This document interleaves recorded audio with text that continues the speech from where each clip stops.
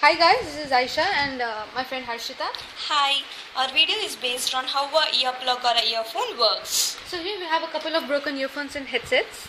If you take a closer look at the first one, this is a broken headset. Actually this is the main part and which was embedded out here. I have removed it for the explanation purpose, but it's still connected to the wire. And coming to the next headphone, nothing but a broken headphone. There's a minor difference between the first one which I showed you out there and the second one. The difference is about the closed back headset and open back headset, and my friend is going to explain about that one.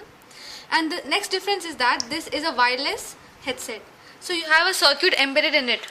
It is a little different from the wired ones. And last but not the least, we have the earplug. Obviously, as you can see, it's a broken one, and our explanation is going to be based on this earplug. Actually, there are two types of headphones: open back headphone and closed back headphone. So, what is meant by open back headphone means? As my friend Ayesha said, open back headphones are this, which resembles back of the ear cups or open. This leaks some sound out of the earphones. That is, the others can also listen the music to some extent and lets more ambient sound into the headphones. These are natural and gives speaker-like sounds. These are costlier compared to a closed headphone. So, closed back headphone, what does it resemble means? The back of the ear cups are closed. As you can see that no holes are present at the back of the ear cups. They block some of the ambient noise coming from outside. It is cheaper and inconvenient, as it makes us feel that we are in an isolated room hearing to a music.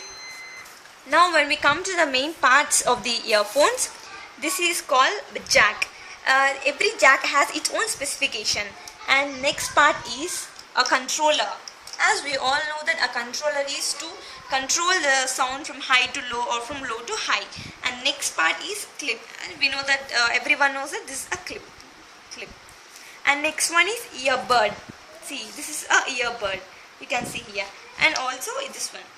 And this one is called ear tip. When we take a bisection of this, we have the internal part. This is called diaphragm. You can see a thin layer. This is the part, the internal part. This is called diaphragm. You can see this here also. This is called a diaphragm. This is a thin layer, very thin layer. And the next part is called wires, isolated wires. You can see this here. These are coils. Yeah, and these are connected to a speaker. And here we have a permanent magnet. It's a permanent magnet. And obviously it has a couple of multi-stand wires. So here's a brief explanation on how an earphone works. Actually, the earphone, it works on the full duplex mode of transmission. The full duplex mode of transmission, what does it actually mean? It means that the information can be transmitted and received in both the directions simultaneously. And the best example can be given as that of the earplug or the headset. As my friend said, that the main important parts are the diaphragm. Actually, this is a diaphragm which is actually attached to the coil, but while removing it got detached. This is diaphragm, and then you have the coils inside. These coils are nothing but voice coil conducting wires, conducting windings. These are the coils, which I think you can see up here. Yeah, ouch. Yeah, these are the coils. Oh god, yeah, these are the coils. And then you have a permanent magnet in between.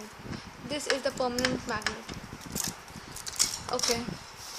You guys know that, and you're well aware that permanent magnet, it produces static magnetic field around it.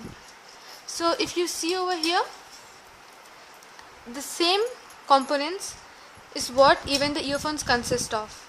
It consists of a permanent magnet, and as a permanent magnet, it constitutes of the static magnetic field. This magnetic field, it interacts with the magnetic field produced by the coil.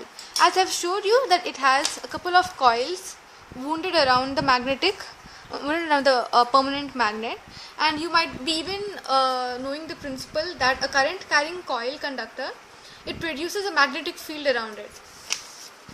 You can see it in such a way. This is the coil, and when it carries a current I, it gets surrounded by a magnetic field. The current carrying coil or conductor, it produces a magnetic field around it, and the direction of the current and the magnetic lines of force can be given by right hand thumb rule. If you keep your right hand in this direction such that the thumb, it points towards the direction of current, and the fingers which are enwrapped around the wire, it shows the direction of the magnetic lines of force. And hence the same thing over here. What exactly happens in this one is that the static magnetic field produced by the permanent magnet, which I have shown you out here, this interacts with the magnetic field produced by the coil. And as I have said you before, that this one is actually connected with the diaphragm, as in this case, and in that as well, it just got detached. So when it's attached with the diaphragm, due to the interactions, you can see compressions and rarefactions. Because of this rarefraction and compression, what exactly happens is that the coil along with the diaphragm compresses and rarefracts, and because of this the diaphragm as well compresses and rarefracts, and in turn, because of both of this compression and rarefaction, the air column inside or between this diaphragm and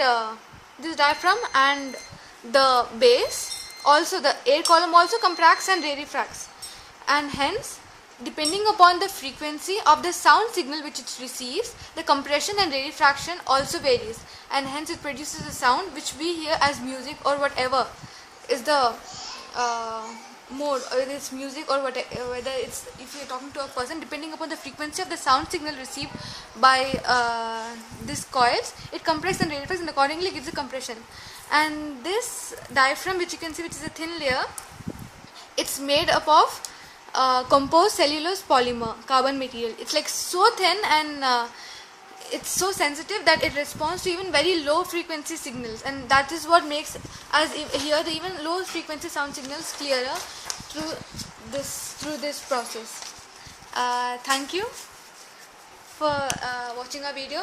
Hopefully you liked it, and do feel free to thumbs up, as it's Fleming's left hand rule, and do feel free to comment on it. And if you have any compliments or suggestions to be given, please comment it so we can improve and upload our next video.